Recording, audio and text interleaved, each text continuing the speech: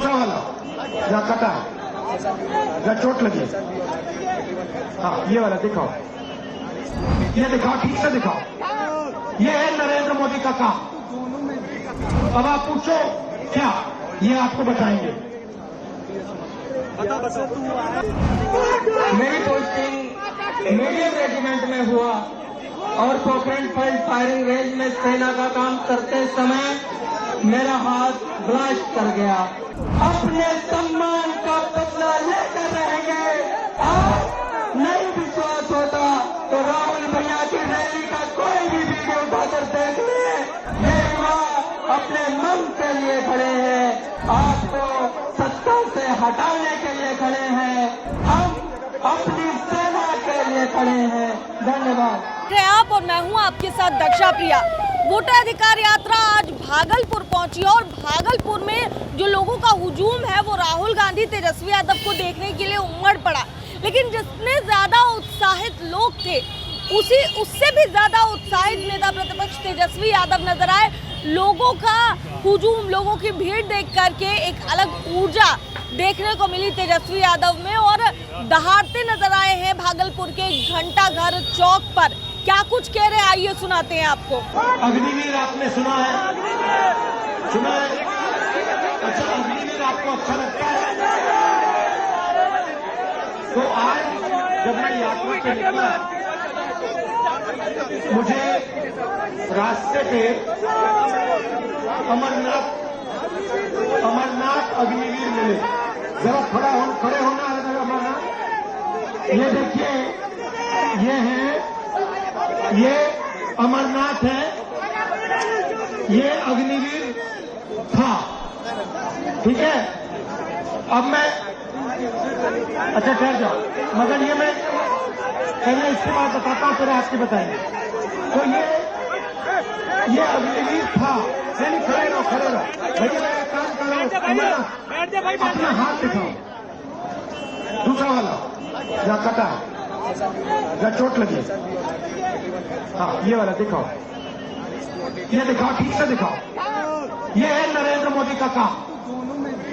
अब आप पूछो क्या, ये आपको बताएंगे।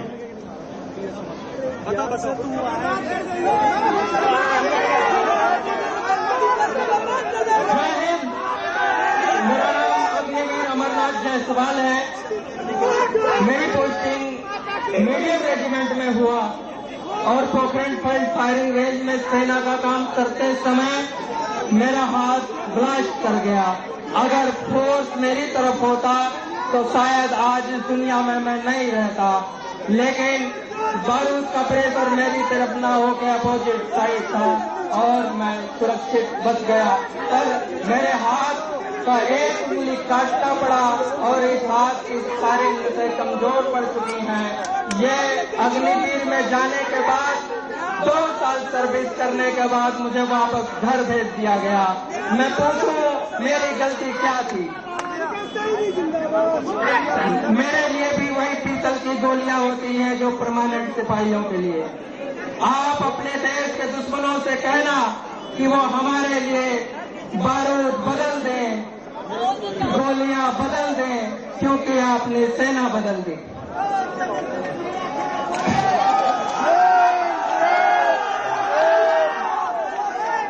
मैं अपने देश के लिए थोड़ा जो कुर्बानी दी, मैं अपने देश को एक संदेश देना चाहता हूं कि भारतीय सेना देश की नींव जब देश की मंचों पर चढ़ने लगे तो समझ लेना चाहिए कि हमारा देश कमजोर हो गया। और देश के प्रधानमंत्री को एक संकेत करना चाहता हूं कि आपके सचिव ने, आपके विशेष सलाहकार ने आपको ये सलाह नहीं दिया कि पागल सेना और शेर नहीं छेड़े जाते, क्योंकि ये पलटवार करते हैं। और जब ये पलटवार करते हैं तो जांच की शासन समाप्त हो गया। जब ये पलटवार करते हैं तो अंग्रेज समाप्त हो गए। हम अपने सम्मान का बदला लेकर रहेंगे। आज नहीं विश्वास होता तो राहुल भैया की रैली का कोई भी अपने मन के लिए खड़े हैं, आपको सत्ता से हटाने के लिए खड़े हैं, हम अपनी सेना के लिए खड़े हैं। धन्यवाद। भैया एक आखिरी बात ये भी बता दो, आप हो कहाँ के?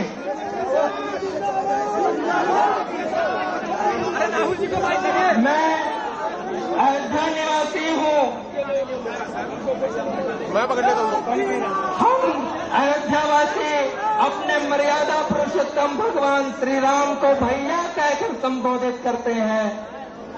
मैं अयोध्यावासियों को एक संदेश देना चाहता हूँ कि हमारे भैया भगवान श्री राम अयोध्या में है या नहीं, लेकिन वर्तमान समय में एक हमारा भाई, हमारा भैया दिल्ली में है जो हमारी बातों को सुनता है। साथियों, धन्यवाद।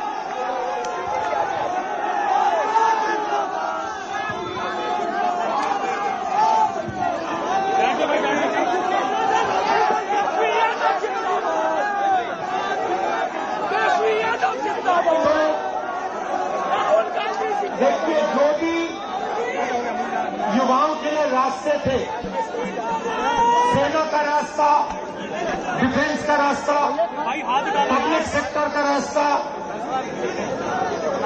एग्जाम का रास्ता, रोजगार का रास्ता, ये सारे के सारे एक के बाद एक बंद कर दिए गए हैं। पहले सेना में हमारे लाखों युवा जाते थे, देश की रक्षा करते थे, उन्हें पेंशन मिलती थी, उनकी रक्षा होती थी, उनको प्रोटेक्शन मिलता था। आज एक अग्निवीर का हाथ चला गया है, मगर उसको कोई मदद नहीं की जा रही है, उसे परे करके हटाकर लात मारकर घर भेज दिया गया है। दूसरी बात, आप बिहार में, भैया बोलने दीजिए, और जिसका मत कीजिए, बिहार में आप भैया बोलने दीजिए, युवा एग्जाम लेते हो, महीनों के लिए आप पढ़ाई करते हो, क्यों? क्योंकि आप रोजगार चाहते हो। एग्जाम का दिन आता है, उससे पहले पेपर लीक होता है, अमीर लोगों को, कनेक्टेड लोगों को सवाल के जवाब मिल जाते हैं, वो पेपर को एस करते हैं और आप लोगों को हटा दिया जाता है। उसके बाद जो पेपर एग्जाम में पास भी हो जाते हैं, उनके लिए इस देश में, इस प्रदेश में रोजगार नहीं मिल सकता। छोटे व्यापारियों को खत्म किया, नोटबंदी की, अग्निवीर लागू किया, गलत कानून किसानों के लिए लाए। ये हो क्या रहा है? ये हिंदुस्तान के गरीब लोगों को खत्म करने का काम किया जा रहा है। अब आप देखिए, आजादी से पहले आपके पास कुछ नहीं था। जो छोटे कमजोर लोग थे, किसान थे, मजदूर थे, दलित थे, जिनको आज हम ओबीसी कहते हैं, ये थे, आपके पास कुछ नहीं। दलितों को कहा जाता था कि तुम्हें हम छुएंगे नहीं, अनटचेबिलिटी। करोड़ों लोगों को हर रोज हिंदुस्तान में कहा जाता था कि तुम्हें हम छुएंगे नहीं। परछाई पड़ती थी, परछाई पड़ती थी तो कहते थे नहीं, परछाई तक नहीं पड़ सकती थी। जो ओबीसी कहलाते हैं, आपको दबाया जाता था। आप भूल गए हो, शायद आप भूल गए हो, मगर आजादी से पहले आपको दबाया जाता था, आपको मौका नहीं दिया जाता था।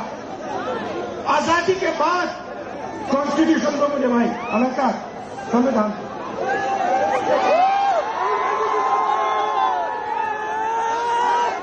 आजादी के बाद ये आया, ये संविधान आया, और इसमें लिखा है कि हिंदुस्तान के सब लोग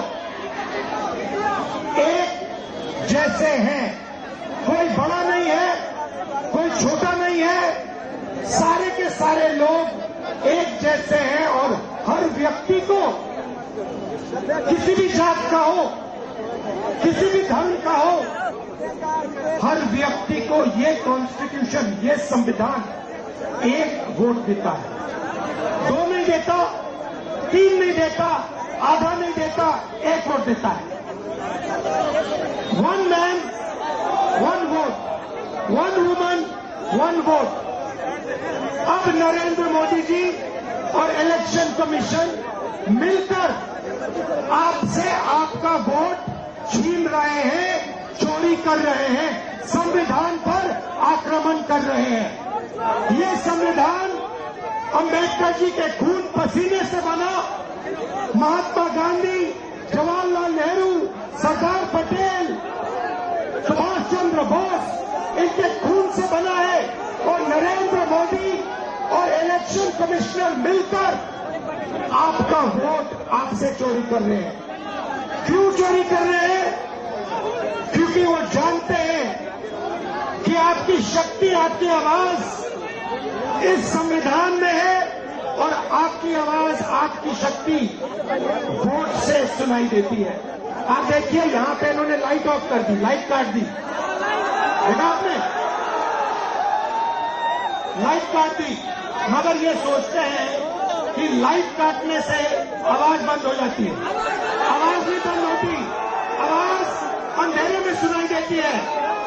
और इसीलिए ये आपकी आवाज को बंद करने की कोशिश कर रहे हैं, कह रहे हैं कि भैया आपका जो हक है, जो वोट है, वो आपसे ले लेंगे। महाराष्ट्र में चोरी किया, हरियाणा में चोरी किया, कर्नाटक में चोरी किया, अब बिहार आए हैं और बिहार में इस यात्रा ने इनको मैसेज दिया है, भागलपुर ने, गया ने, पटना देगा कि बिहार में एक वोट चोरी नहीं होने देंगे। एक वोट चोरी नहीं होने देंगे। आज मेरे पास एक व्यक्ति आया, मुझे वोटर कार्ड दिखाता है, कहता है राहुल जी मैंने लोकसभा चुनाव में वोट किया है, मैंने लोकसभा चुनाव में वोट किया है और अब इलेक्शन कमीशन मुझे कह रहा है कि मेरा वोट काटा जा रहा है। मुझसे पूछ रहे वो मेरा वोट क्यों काटा। मैंने उनसे पूछा भैया आपका नाम क्या है, नाम क्या है, नाम बताया। फिर मैंने कहा कौन सी पार्टी के लिए वोट करते हो, कहता है कांग्रेस पार्टी। मैंने कहा समझ गए बात, क्यों काटा है आपका वोट? क्योंकि आप कांग्रेस पार्टी को वोट देते हो, आप आरजेडी को वोट देते हो, आप वीआईपी को वोट देते हो, आप सीपीआईएम को वोट देते हो, इसलिए आपका वोट काटा जा रहा है। सीधी सी बात। तो मैसेज एक है, वोट चोर, वोट चोर। और अब वोट चोर महाराज बिहार आए, आज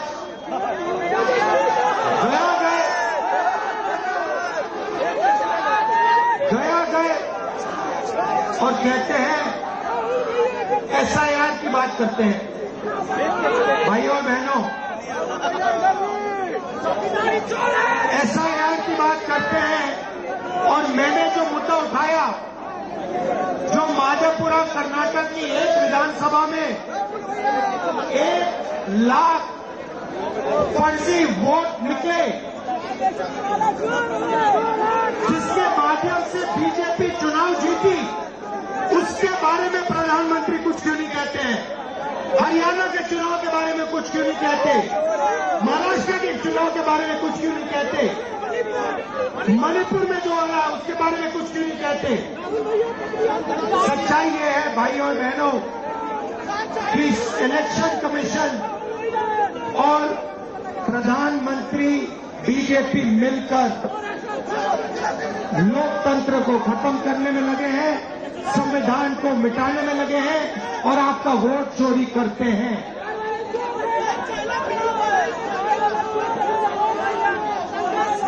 भाइयों बहनों, आपने इस यात्रा में भाग लिया, इतनी शक्ति आपने बिहार की युवा शक्ति आपने इस यात्रा में डाली।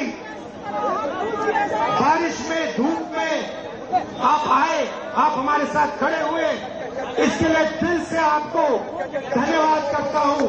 नमस्कार, जय हिंद, जय बिहार।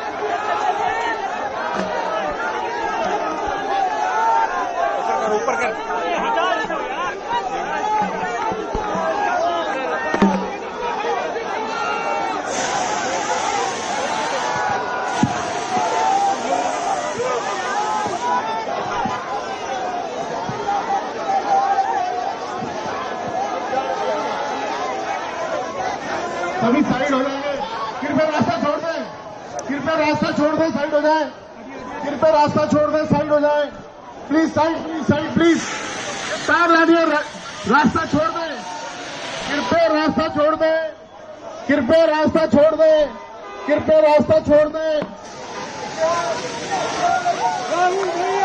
तो सुना आपने क्या कुछ कहा है तेजस्वी यादव ने, किस तरीके से वो गरजते नजर आए हैं और क्या कुछ कहते नजर आए हैं, साफ तौर से आप सुन रहे थे। कैमरा पर्सन शशि के साथ मैं दक्षा प्रिया, दर्श न्यूज, भागलपुर।